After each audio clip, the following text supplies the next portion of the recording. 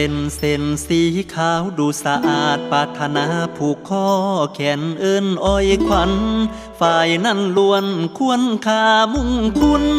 ปุนแป้งเป็นเส้นใยยงเกี่ยวใจเหนียวแน่นผูกแขนเขียนหอบอวยพรมอบให้บ่มีได้ถูกเข็นในฝ่ายเส้นคือความหักความเพลงลิงแยงยำใดกะอุ่นใจยามนั้น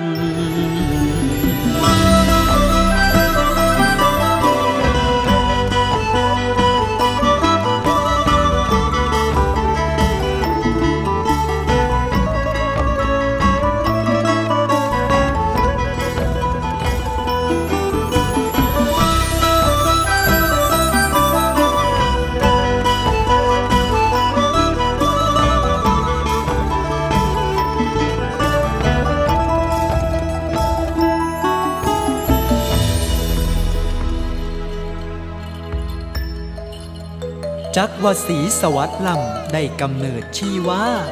จากอุทธรม่านดาเกิดเป็นคนแล้วเกิดมาเป็นดวงแก้วแววมณีสีสง่า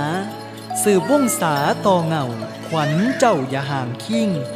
ค่อยถนอมกอมกิ่งปูนเปียกปานตาเอาฝ่ายมาผูกแขนผูท่าลิกานอยขอให้สายใจคอยจะเลื่อนกายเติบไงต่อไปพ่ายภาคหนาเป็นคนหูผู้ดีสันแล